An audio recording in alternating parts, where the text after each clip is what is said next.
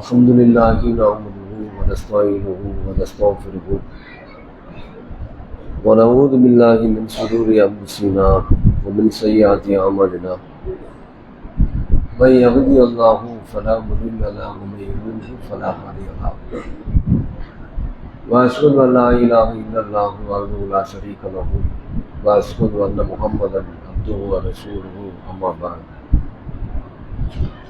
கண்ணியத்திற்குரிய எல்லாம் வல்ல அல்லாஹுவின் நல்லடியார்களே, அல்லாஹுடைய தூதர் நபிகள் நாயகம் ஸல்லல்லாஹு அலைஹி வஸல்லம் அவர்களின் மீதும் அவர்களுடைய சொல் செயல் அங்கீகாரம் ஏற்று தங்களுடைய வாழ்க்கையை அப்படி அந்த இலக்கை அவர்கள் நோக்கி பயணப்படுகிறார்கள் என்று அல்லாஹ் ரப்புல் ஆலமீன் திருமறை குர்ஆனில் சொல்லுகிறார்.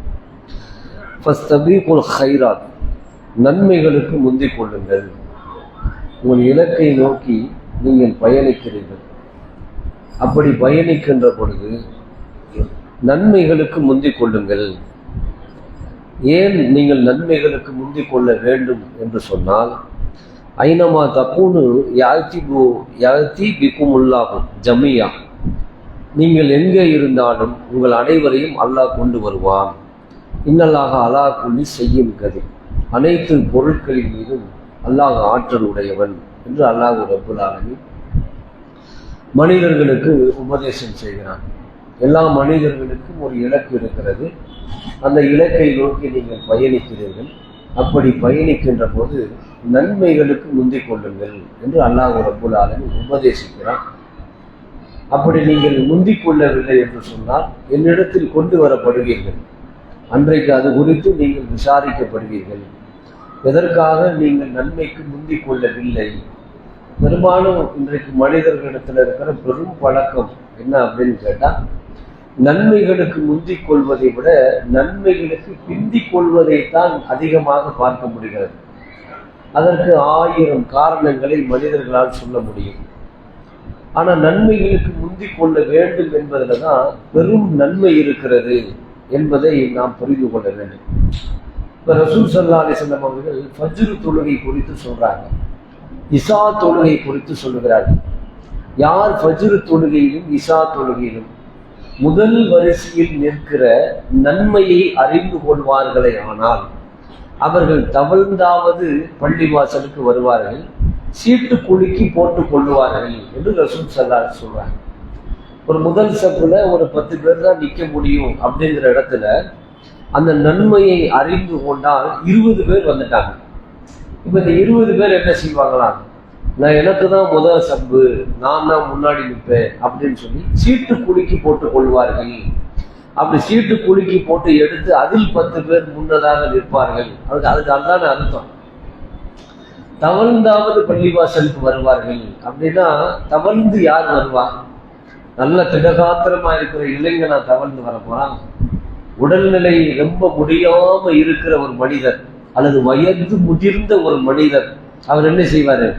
வீட்டில் தொழுவதற்கான அவருக்கு அனுமதி இருந்த போதிலும் கூட அவர் என்ன செய்வார்? தவழ்ந்தாவது பள்ளிவாசலுக்கு வருவார். அப்படின்னா ரசூல் ஸல்லல்லாஹு அலைஹி வஸல்லம் அவர்கள் அதனுடைய நன்மையை அவர்கள் அறிந்து கொண்டார் அப்படின்னு சொன்னா அந்த நன்மைக்கு என்ன செய்வாங்க?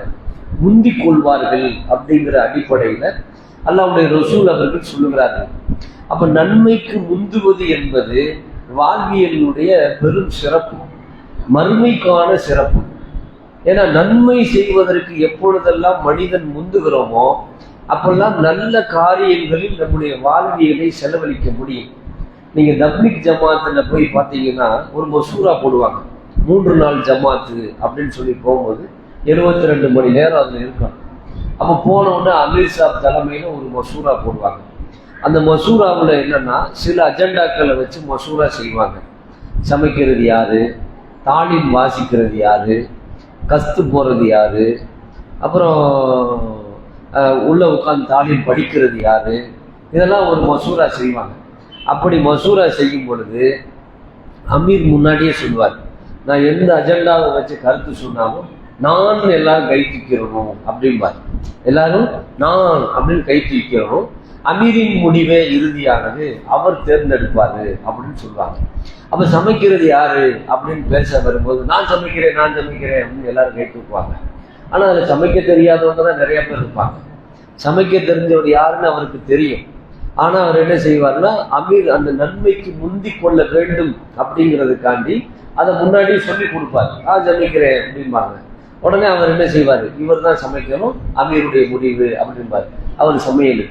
தாலீம் படிக்கிறது யாரு, நான் தான் தாலீம் படிப்பேன், நான் தான் எல்லாம் கை தூக்கணும். அவன் இல்லை, இவர் தாலீம் படிப்பார், நீங்க எல்லாம் உட்கார்ந்து கேட்கணும். அப்போ கஷ்டம் யார் போறது, நான் போறேன், இவர் தான் உங்களை வழி நடத்துவார், நீங்க எல்லாம் போகணும் அப்படின்னா, இது நன்மைக்கு முந்திக் கொள்வதற்கான ஒரு கற்பிதம் அங்க சொல்லி கொடுக்கப்படுகிறது. ஆனா நம்மகிட்ட அந்த பழக்க வழக்கம் பெருசா சொல்லி கொடுக்கப்படுறது இல்லை. ஆனா நன்மை என்னங்கிறத அவர்களை விட மிகவும் தெளிவாக விளங்கியவர் யாருன்னா நம்ம தான். எது நன்மை அப்படிங்கிறத தப்லீக் ஜமாத்தினரை விட அதிக தெளிவுடையவர்கள் யாருன்னா தௌஹீத் சகோதரர்கள் தான். ஆனா இன்னைக்கு நன்மைக்கு முந்திக் கொள்வதில் பெரும்பாலும் நாம் முந்திக் கொள்றோமா அப்படின்னா முந்திக் கொள்வது கிடையாது. பள்ளியாசலுக்குள்ள வரும்போதே பார்ப்போம், அப்படி குப்பையா கிடக்கும். இதே கூட்டாம இருக்கு அப்படின்னு ஒருத்தர் சொல்லிட்டு போவாரு, இது ஏன் கூட்டாம இருக்கு அப்படின்னு சொல்லிட்டு போவாரு. அப்படியே ஒருத்தர் போவாரு, டாய்லெட் போவாரு, சுத்தமே இல்லாம கிடக்கு, இது எப்படி கிடக்கு அப்படின்னு ஒருத்தர் சொல்லிட்டு போவாரு. அப்படியே ஒருத்தர் போவாரு, ஏன் கதவு திறக்காம கிடக்கு சொல்லிட்டு போவாரு. இந்த சொல்லிட்டு போறது இருக்குல்ல, இந்த பழக்கத்தை நீங்க தப்லீக்ல பார்க்க முடியாது, தப்லீக் சகோதரர்கள்ட்ட பார்க்க முடியாது. ஒரு குப்பை கடந்துச்சுன்னு வைங்களேன், அல்லாஹ்வுடைய வீட்டில குப்பை கிடக்குது அப்படின்னு அதை எடுத்து அந்த குப்பை தொட்டியில போட்டு போவார். டாய்லெட் என்ன எப்படி அசிங்கமா இருக்கு, கழுவுறதுக்கு ஆள் இருக்கும், நியமனம் செஞ்சிருப்பாங்க, கழுவ வேண்டிய நேரத்துல அவர் கழுவுவார். அவர் பணக்காரராக கூட இருப்பார், செல்வந்தரா இருப்பார். ஆனா அல்லாஹ்வுடைய வீட்டுக்கு வந்துட்டு அவர் என்ன செய்வார், என்ன அப்படி இருக்கே அவர் ஒரு அலசி கழுவி விட்டுட்டு போவார். என்ன கதவு இப்படி சாத்தி கிடக்கு, திறந்து கிடக்கு அப்படின்னா திறந்து கிடந்தா ஒரு சாட்சி வச்சுட்டு போவார், அடைச்சு கிடக்கணும்னா அது திறந்து வச்சுட்டு போவார். இதெல்லாம் எதற்காக கேட்டா, நன்மையை நோக்கி பயணிக்கிற பொழுது மனிதன் இறைவனுடைய ஆலயத்திற்குள் வரும் பொழுது இறைவனை மட்டுமே பயந்து வரணுமே தவிர நான் யார் தெரியுமான்னு வரக்கூடாது. உள்ள வரும்போது எப்படி வரக்கூடாது, நான் யார் தெரியுமா அப்படின்னு வந்துட்டாலே நாம் நன்மையை சம்பாதிக்கவே முடியாது. உள்ள வரும்போது நம்ம இப்ப 3 நாளா நம்ம 4 நாளா சொல்றோமா, டீ குடிக்கிறவங்க எல்லாம் அவங்க கப்புகளை குப்பை தொட்டியில போடுங்க, தூய்மையாய் பள்ளிவாசலை வைத்துக் கொள்வதற்கு ஒத்துழைப்பு செய்யுங்க அப்படிங்கிறோம். இதை வேற மாதிரியும் கேட்க முடியும்ல, குடிக்க தெரியுது குப்பை தொட்டில போட தெரியாதா, இந்த அறிவு கூடவா இல்லை அப்படின்னு கேட்க தெரியும். அப்படி சொன்னா என்ன, மூஞ்சில் அடிச்ச மாதிரி பட்டுன்னு சொல்லிட்டாங்க அப்படின்னு வரும். அவர் ரொம்ப எளிமையா இதை சொல்ல வேண்டும், குப்பை தொட்டியில போடுங்க, பள்ளிவாசலை தூய்மையா வச்சுக்கோங்க. நம்ம வீட்டுல அப்படி போடுவோமா, போட மாட்டோம்ல அப்படின்னு என்ன, இதெல்லாம் ஒரு அடிப்படையான நன்மையான அறிவு. ரசூல் ஸல்லல்லாஹு அலைஹி வஸல்லம் ரொம்ப எளிமையா சொன்னாங்க, ஒரு கல்லோ முள்ளோ வழியில் கிடந்தால் அதை எடுத்து நீங்கள் ஓரம் போட்டால் தர்மம் அப்படின்னாங்க. ஒரு கல்லோ முள்ளோ ஓரமா நடு ரோட்ல கிடக்குது, அது முள்ளு கிடந்தா காலில் குத்தும், கல்லு கிடந்தா டயர் அடிச்சுன்னு வைங்க, புல்லட்டை விட ஸ்பீடா வரும். ஒரு லாரி போகும்போது ஒரு கல்லு ரோட்ல கிடந்து அடிச்சுன்னு வைங்க, புல்லட்டை விட வேகமா வந்து ஆளை கூட காலி பண்ணிடும். ஒண்ணு காலை காலி பண்ணிடும், இல்லை தலையில அடிச்சு ஆளை காலி பண்ணிடும். உயிரை காக்குற காரியம், அதை எடுத்து நீங்க ஓரமா போட்டீங்கன்னா தர்மம் நாங்க ரசூல்லா. ஆனா அது தர்மத்துல ரொம்ப லேசான காரியம், சின்ன வேலை. எடுத்துக்கிட்டு ஓரமா போட்டு போறது ஒரு சின்ன வேலை. ஏன், அது பார்த்த உடனே ஒரு பூமிக்கு தோணணும், இது எடுத்து போட்டா நன்மை அப்படின்னு. அப்ப நன்மைக்கு முந்தி கொள்ளுங்கள் அப்படின்னு சொல்றாங்கன்னா, இதெல்லாம் நம்முடைய வாழ்க்கையில பெரிய படிப்படி. ரசூல் ஸல்லல்லாஹு அலைஹி வஸல்லம் ஒவ்வொரு செய்திகளை நமக்கு சொல்லும் பொழுதும் நீங்கள் நன்மையின் பக்கம் விரையுங்கள் அப்படின்னு சொல்லப்பட்டிருக்கல. இப்ப நன்மையின் பக்கம் விரைகள்லாம் நம்ம எப்படி விரைகிறோம், நன்மையின் பக்கம் நம்ம விரைவதில்லை. நம்ம என்ன செய்யணுமா, என் வேலை வந்து நான் உண்டு, வருவேன் போவேன், வருவேன் போவேன், வருவேன் போவன் என்பது எந்த அளவுக்கு முத்தி போச்சுன்னு கேட்டா, இப்போ சுண்ணத்தான தொழுகை இருக்குல்ல, அது கூட நம்ம பெரும்பாலும் யாரும் செய்யறதில்லை, ஃபாலோ பண்றதில்லை. முன் சுண்ணத்து பின் சுண்ணத்து, இந்த உபரியான வணக்கங்கள், இதெல்லாம் நம்ம என்ன செய்யறதில்லை, பெரும்பாலும் ஃபாலோ பண்றதில்லை.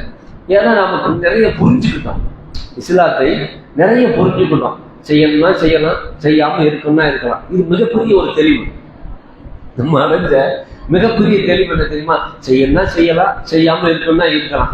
செய்யாம இருக்கலாம், அது குற்றம் அல்ல. ஆனால் செய்தால் கடமையில் உள்ள குறைகளை அது நிவர்த்தி செய்யும் ரசூலுல்லாஹ் சொல்றாங்க.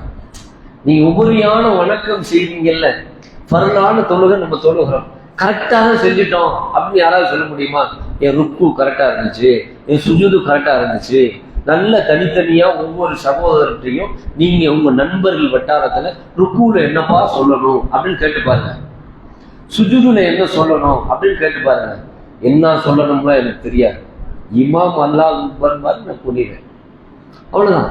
அவர் பழுத்த பழமா இருப்பார், பள்ளிவாசல் கூட பெரும் தொடர்போடு இருப்பார், நிர்வாக அதிகாரத்துக்கு கூட வருவார், நிர்வாகத்தினுடைய அதிகாரத்துக்கு கூட வருவார். ருக்கூல என்ன சொல்லணும் தெரியாது, சுஜூதுல என்ன சொல்லணும் தெரியாது. அத்தைஹியாத்து இருப்புல உட்கார்ந்தோம்னா அத்தைஹியாத்து ஓத தெரியுமா, சலவாத்து ஓத தெரியுமா, அந்த கடைசி துவா தஷஹுத்துல ஓதுற அந்த துவா ஓத தெரியுமா, அதுக்கப்புறம் என்ன செய்யணும்னு தெரியுமா, அப்படி கேட்டு பாருங்க. தெரியாது தெரியாது தெரியாதுங்கிற பதில் தான் நிறைய இருக்கும். ஆனா வியாக்கரணம் பார்த்தோம்னா ரொம்ப பயங்கரமா இருக்கும். தர்க்கம் பார்த்தீங்கன்னா உச்சத்துக்கு இருக்கும், தர்க்கம் உச்சத்துக்கு இருக்கும். ஆனா அமல்கள் மிக குறைவா இருக்கும், நன்மையின் பக்கம் செயல்கள் குறைவா இருக்கும். வாயு காது வரைக்கும் இருக்கும், வாயு என்ன செய்யும், காது வரைக்கும் இருக்கும். அப்ப நன்மையின் பக்கம் முந்தாத செயல்களால் நாம் எப்படி நன்மையை பெற முடியும்? ரசூல் ஸல்லல்லாஹு அலைஹி வஸல்லம் அவர்கள் உருவாக்கிய சஹாபாக்களுடைய வரலாறுகளை நம்ம கேட்கிறோம். ஒவ்வொரு வரலாறும் நமக்கு எதை சொல்லுகிறது? உயிரை பணயம் வைத்தார்கள் அப்படின்னு சொல்றோம். அது நமக்கு எதை சுட்டி காட்டுகிறது? ஏன் உயிரை பணயம் வைக்கணும்? எதுக்காக தன்னுடைய வாழ்வியலை இழக்கணும்? எதுக்காக சொத்து சுகங்களை தியாகம் செய்யணும்? தன்னுடைய பிள்ளைகளை கூட இழந்து விட்டு இஸ்லாத்திற்காக ஏன் அவங்க போகணும்? எதற்காக போகணும்? நன்மையின் பக்கம் முந்தி கொண்டு அவர்கள் சென்றார்கள், சுவனத்தை அடையணும். அதான் ஒரே இலக்கு, ஒரே இலக்கு சொர்க்கம் தான், அதை அடையணும். ரசூல் ஸல்லல்லாஹு அலைஹி வஸல்லம் அவங்க ஒரு சபையில உட்கார்ந்து சொல்றாங்க. என்ன சொல்றாங்கன்னா, என்னுடைய உம்மத்தினர், ரசூலுல்லாஹ் சொல்றாங்க, என்னுடைய உம்மத்தினர் 70,000 பேர் கேள்வி கணக்கின்றி சுவனம் செல்வார்கள் அப்படின்னு சொல்றாங்க.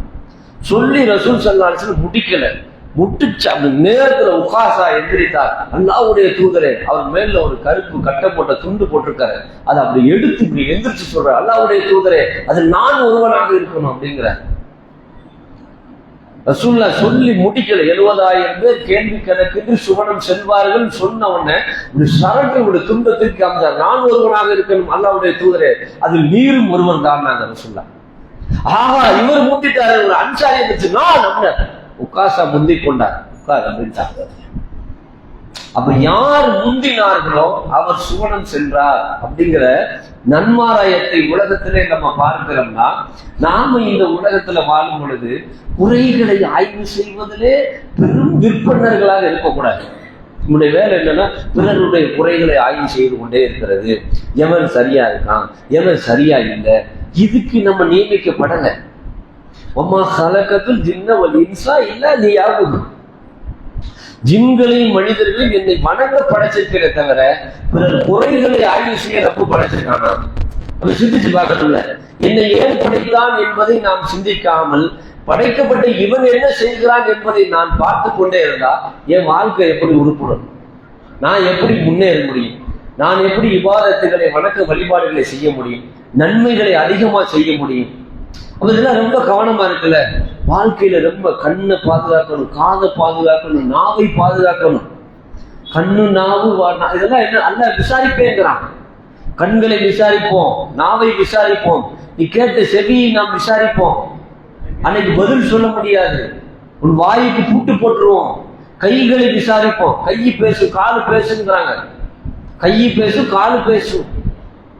அப்ப நம்முடைய வாழ்க்கை, நம்முடைய உடல் உறுப்புகளை நமக்கு எதிராக பேசும் என்று அல்லாஹ் ரப்பல் ஆலமீன் சொல்லி காட்டுகிறான். அப்படின்னா நம்முடைய செயல்கள், சிந்தனைகள் எல்லாம் எது இருக்கணும்னா, அடுத்தவருடைய குறையை ஆய்வு செய்யறது, அடுத்தவருடைய பலவீனத்தை ஆய்வு செய்யறது, அடுத்தவர்களுடைய நிலைகளை ஆய்வு செய்யறது, இதுல வேலை.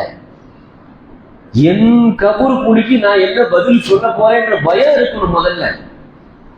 நான் இறந்து விட்டால், என்னை அடக்கம் செய்து விட்டால், என்னை அடக்கம் செய்யப்பட்ட இடத்தில் அந்த மலக்குள் அங்க வருவாங்க, 2 முன்கர் நக்கீர் என்ற வானவர்கள், அவர்கள் கேட்கிற கேள்விக்கு நான் என்ன பதில் சொல்ல போய் வைக்கிறா அப்படின்னு என்னைக்காவது சிந்திச்சு பார்த்திருக்கிறீங்களா?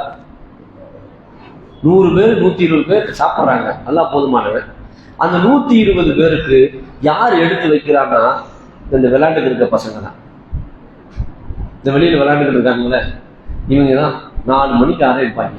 ஒவ்வொரு கொற்றாவா வரிசையா வைப்பான், ஒவ்வொரு தட்டா வைப்பான். ஒரு ஆள் கஞ்சி ஊற்றுவார். நான் இந்த வேலையை செய்கிறேன், யாராவது ஒரு ஆள் வந்து எனக்கு இந்த வேலையை கொடுங்க பள்ளிவாசல்ல, நான் தினமும் இதை செய்யறேன், கேட்கிற ஆள் உண்டா? இல்ல. நம்ம என்ன செய்யறோம், வர்றோம், யாரோ இது ஒரு 4 பேர் இருப்பாங்க கொடுத்துருக்கு சம்பளத்துக்கு, அவங்க எடுத்து வச்சிருப்பாங்க, நோம்பு திறக்கிற பிஸ்மில்லா முடிஞ்சு குடிச்சு கிளம்புறோம், கொற்றாவை அங்கனே போட்டுட்டு, கொற்றாவை எங்க, கழுவுற இடம் இங்க, போடுற இடம் அங்க, குடிச்சிட்டு அந்த கொற்றாவை இங்க கொண்டாந்து போடலாம்ல.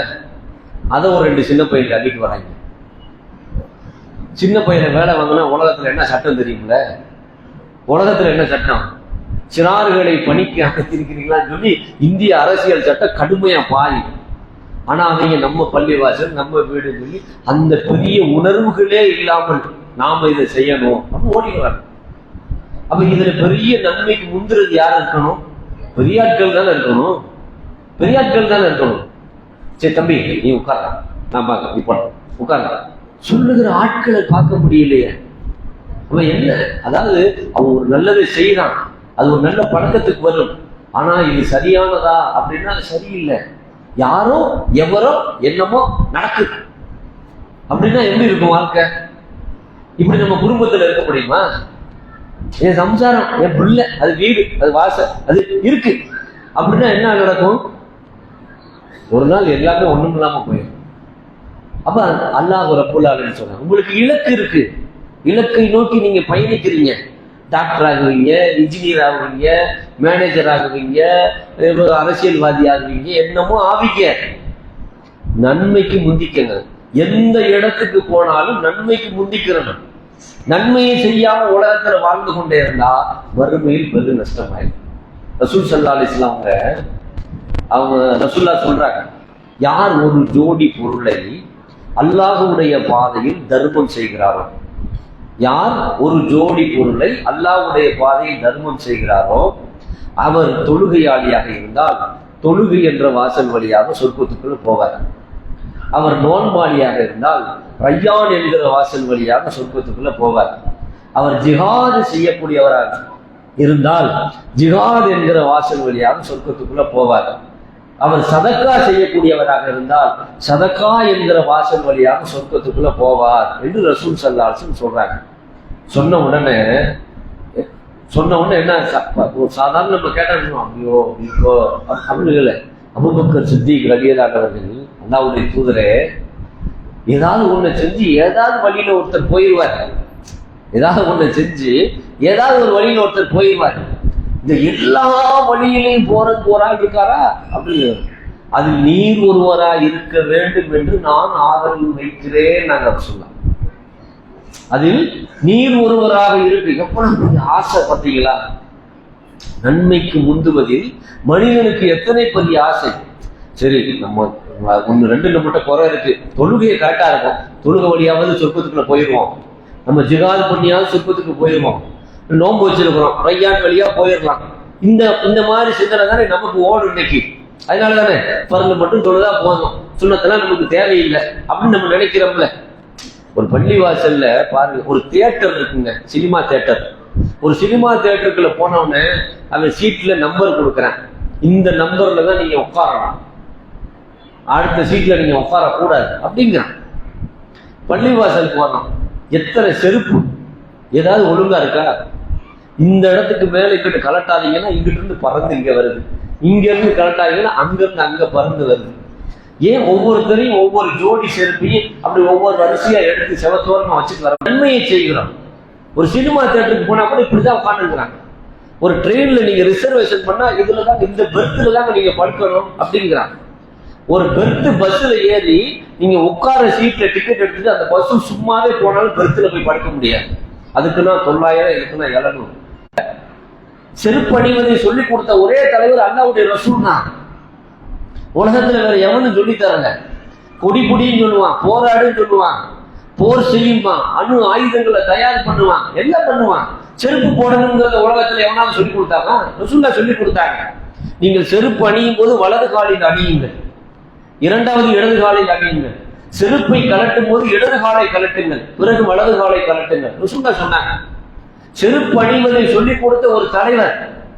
செருப்பு வார் அருந்தால் கூட அல்லாஹ்விடத்தில் கேட்ட தலைவர். நம்ம எதை கேட்போம்?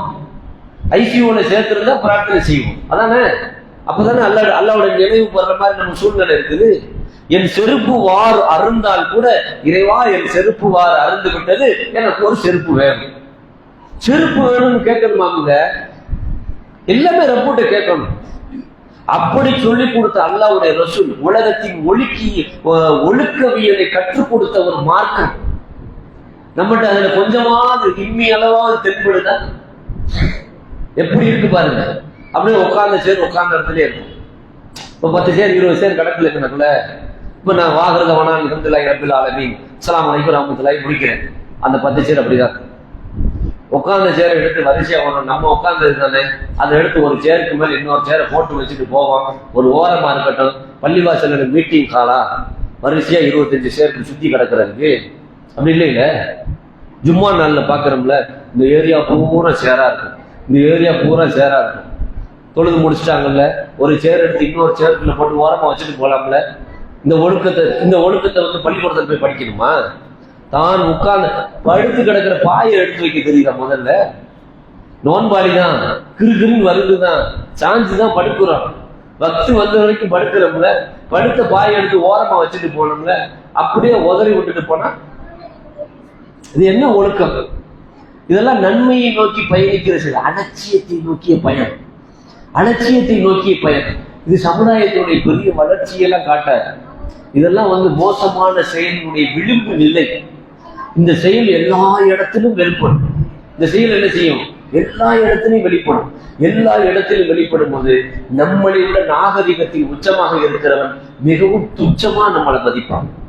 என்ன கொஞ்சம் கூட ஒழுக்கம் இல்லை அப்படின்னு சொல்லி ரசூல் ஸல்லல்லாஹு அலைஹி வஸல்லம் சிறுநீர் கழிக்கிறத சொல்லி கொடுத்தாங்கல்ல. சிறுநீர் கழிக்கிறத உலகத்துல யார் சொல்லி தருவா? சிறுநீர் கழிக்கிறத யாராவது சொல்லி தருவாங்களா? நம்ம பெற்று தாய் தகப்பன் என்ன சொல்லுவாங்க? நீங்க குட்டி பிள்ளையா இருக்கும்போது அம்மா எனக்கு ஒண்ணுக்கு வருது அப்படின்னா அப்படி போடா அப்படிம்பாங்க, அப்படி போடா அப்படிம்பாங்க. அதை அந்த டவுசரை கலட்டுற நேரத்துல போயிருக்காங்க சரட்டு, அதை எடுத்து வரமா போட்டுட்டு அவங்களுக்குள்ள அப்படியே தண்ணியை ஊற்றி விடுவாங்க. ரசூலுல்லாஹ் சிறுநீர் கழிக்கிறது சொல்லி கொடுத்தாங்கல்ல. மறைவான இடத்துக்கு போ, தண்ணீர் இல்லையா 3 கற்கள் எடுத்துட்டு போ, கக்கூசுக்குள்ள அந்த கழிவறைக்கு போகும்போது அல்லாஹும்ம இன்னி அஊதுபிக்க மினல் குபுஸி வல் கபாயிஸி துஆவை ஓதிட்டு போ, வெளியே வரும்போது குஃப்ரானக சொல்லிட்டு வா சொல்லி கொடுத்தாங்கல்ல. ஒழுக்கத்தின் உச்சத்தை சொல்லிக் கொடுத்த அல்லாஹ்வுடைய தூதருடைய மார்க்கத்தில் இருக்கிற நாம் ஒழுக்கத்தை வாழ்க்கையில கொஞ்சம் கூட கடைபிடிக்கல, எப்படி நன்மையை நோக்கி பயணிக்க முடியும்? எந்த இலக்கை நோக்கி நம்ம பயணிக்கிறோம்? என்ன இலக்கு? காலைல வேலைக்கு போக வேண்டியது, சாயங்காலம் வீட்டுக்கு வர வேண்டியது, சம்பளத்தை வாங்கி வீட்டுல கொடுக்க வேண்டியது, ஆக்க வேண்டியது, பொங்க வேண்டியது, திங்க வேண்டியது, அவ்வளவுதான் ஒழுக்கமா? இது எல்லாம் தான் நடக்குது இல்லை? இது வேலைக்கு போகாம நாய் நரி பண்ணி எல்லாம் செஞ்சுட்டு தான் இருக்கு உலகத்துல. காலைல எந்திரிச்சு போகுது, அது பாடி சாப்பிடுது, இப்ப கண்ட இடத்துல பேடுது, உட்காருது, எந்திரிச்சு போகுது. இது எல்லாம் உயிரினும் உலகத்துல செஞ்சுட்டு தான் இருக்குது. மனிதனுக்கு ஏன் ஒரு தூதரை தேர்ந்தெடுத்து இறைவன் எல்லாத்தையும் கற்றுக் கொடுத்தான். நீ இப்படிதான் நடக்கணும், இப்படிதான் நடக்கணும், இப்படிதான் நடக்கணும், உனக்கு வழிமுறை இருக்கிறது. வழிமுறையற்ற வாழ்வியல் வீணானது என்பதை நாம் புரிந்து கொள்ள வேண்டும். அதனால சஹாபாக்களுடைய வரலாறுகளை நம்ம படிக்கும் போது ரசூலுல்லாஹ் ஒரு செய்தியை சொன்னோம்னா அப்படியே டக்குன்னு பாஞ்சுக்கிட்டு வருவாங்க. ஃபாத்திமா ரலியல்லாஹு அன்ஹா ரசூல் ஸல்லல்லாஹு அலைஹி வஸல்லம் கூட பார்க்க வர்றாங்க. ரசூலுல்லாஹ் உட்கார்ந்து இருக்கிறாங்க. அல்லாஹ்வுடைய தூதர் அவர்கள் தன்னுடைய மகளிடத்தில் சொல்லுகிறார்கள், எனக்கு பிறகு ஜிப்ரீல் வட்ட வந்தார், குர்ஆனை 2 முறை ஓதி காண்பித்தார். ஜிப்ரீல் என்னிடத்தில் வந்தார், குர்ஆனை 2 முறை ஓதி காண்பித்தார். நம்முடைய குடும்பத்தில் எனக்கு பிறகு நீங்கள் தான் மரணிப்பீர்கள் அப்படிங்கிறாங்க ரசூலுல்லாஹ். அப்புறம் 2 செய்தியை சொல்றாங்க, நான் மரணிக்க போகிறேன், 1 எனக்கு பிறகு நீங்கள் தான் மரணிப்பீர்கள், நம்ம குடும்பத்துல நீங்களும் மரணிக்க போறீங்க, 2 செய்தி. கவலையில கண்ணீர் வருது. தன்னுடைய தகப்பனார் நம்மை விட்டு பிரிய போகிறார் என்ற கவலையில் கண்ணீர் வருகிறது. ரசூல் ஸல்லல்லாஹு அலைஹி வஸல்லம் சொல்லுகிறார்கள், சொர்க்கத்தினுடைய தலைவியாக இருக்க உங்களுக்கு விருப்பம் இல்லையா அப்படிங்கிறாங்க. உடனே சிரிப்பு, டக்கு அழுத கண்கள் உடனே சிரிக்கி, சொர்க்கத்தினுடைய தலைவியாக இருக்க உங்களுக்கு விருப்பம் இல்லையா அப்படின்னு சொல்ல உடனே சிரிப்பு. ஆயிஷா ரலியல்லாஹு அன்ஹா பார்த்துட்டு இருக்காங்க. அவர்களுக்கு தெரியாம எதுவுமே இருக்கக்கூடாது, அத்தனை செய்திகளையும் அறிவிக்கக்கூடியவர் ஆயிஷா ரலியல்லாஹு அன்ஹா. அவர்கள் கேட்கிறார்கள், அல்லாஹ்வுடைய ரசூல் அவர்கள் முதலில் ஒன்றை சொன்னார்கள், நீங்கள் அழுதீர்கள். 2வது ஒன்று சொன்னார்கள், நீங்கள் சிரித்தீர்கள். என்ன சொன்னார்கள்? தூதருக்கும் எனக்கும் உள்ள ரகசியம் சொல்லிட்டு போயிட்டாங்க. தூதருக்கும் எனக்கும் உள்ள ரகசியம் அப்படின்னு சொல்லிட்டு போயிட்டாங்க. ஆயிஷா அவங்க விட்டாங்களா? அல்லாஹ்வுடைய ரசூல் அவர்கள் மரணித்த பிறகு அன்று ஒரு நாள் நீங்களும் அல்லாஹ்வுடைய தூதர் பேசிக் கொண்டிருந்தீர்கள், நீங்கள் அழுதீர்கள், பிறகு சிரித்தீர்கள், என்ன செய்தி அப்படின்னு கேட்கிறாங்க. அப்ப பாத்திமா அவங்க சொல்றாங்க, ரசூலுல்லாஹ் இப்படி சொன்னாங்க, சொர்க்கத்தின் தலைவியா இருக்க உனக்கு விருப்பம் இல்லையா என்று சொன்னவுடன் நான் சிரித்தேன், எனக்கு பிறகு நீங்கள் தான் மரணிப்பீர்கள் என்று சொன்னவுடன் நான் அழுதேன். அப்படின்னா அவங்களுடைய நோக்கம், இலக்கு எதை காட்டுகிறது? நன்மையை நோக்கி பயணம். அதான் அல்லாஹ் சொல்ற, நன்மைக்கு முந்திக்கங்க, நான் எடுத்து வைக்கிறேங்க, நான் செய்யறேங்க, நான் பண்றேங்க. எங்க போய் நீங்க பண்ண முடியும்? பள்ளிவாசலிலே செய்ய முடியலன்னா உலகத்துல நீங்க எங்க போய் நன்மையை செய்ய முடியும்? எல்லா இடத்துலையும் சேர போட்டு கால் போட்டு உட்காந்துக்கிற வேண்டியதான். அவ்வளவுதான். அவன் பார்ப்பான், தெய்வம் பார்ப்பான், எவனாவது பார்ப்பான், அவனாவது பார்ப்பான். இப்படிலாம் இருக்கக்கூடாது. நாம் என்ன செய்கிறோம் என்பதுதான் முக்கியம். தன்னை பற்றி சிந்திக்காத வரைக்கும், தன் நிலையை மாற்றிக்கொள்ளாத வரைக்கும் நம் நிலையை அல்லாஹ் ரப்பல் ஆலமீன் மாற்றவே மாட்டான். நான் என்னை மாற்றிக்கொள்ளாத வரைக்கும் அல்லாஹ் என் நிலையை மாற்ற மாட்டான். நான் உயர்வாக வர வேண்டும் என்று நான் நினைத்தால் ரப்பு என்ன செய்வான்? என்னை உயர்வாக்குவான். இன்னமல் ஆமானு துன்யா, எண்ணங்களை பொறுத்துத்தான் செயல்கள் அமையும். அல்லாஹ்வுடைய ரசூல் சொன்னார்கள், புகாரியில முதல் ஹதீஸ். எண்ணங்களை பொறுத்துதான் செயல்கள் அமையும். நம்முடைய எண்ணங்களை எப்பொழுதும் என்ன செய்யணும்? நன்மையை நோக்கி விசாலமாக வைக்கணும். நாம் நன்மையே செய்யக்கூடாது என்று யாராவது செய்வார்கள் என்று நினைத்து இருந்தோம் என்று சொன்னால் நமக்கு யாரும் செய்யவே மாட்டார்கள்.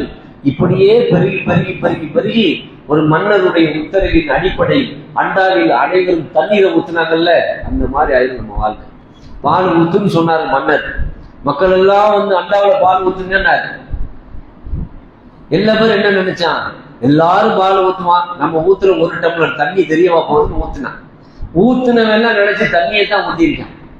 அண்டா நிறைய தண்ணி இருக்கிறத பால் ஒரு சுட்டு இல்லை. அது மாதிரிதான் நம்முடைய வாழ்க்கையில் மாறி போகும். அதனால் மிகவும் கவனமாகவும் நன்மையின் பக்கம் முந்துங்கள்.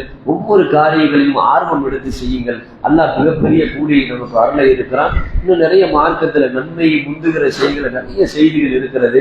குர்ஆன் ஹதீஸ்களை படியுங்கள். அல்லாஹ் போதுமானவன். வாஹிரவனான் அல்ஹம்துலில்லாஹி ரப்பில் ஆலமீன். அஸ்ஸலாமு அலைக்கும் வரஹ்மத்துல்லாஹி வபரகாத்துஹு. சுப்ஹானக்கல்லாஹும்ம வ பிஹம்திக அஷ்ஹது அல்லா இலாஹா இல்லா அன்த அஸ்தக்ஃபிருக வ அத்தூபு இலைக். அஸ்ஸலாமு அலைக்கும்.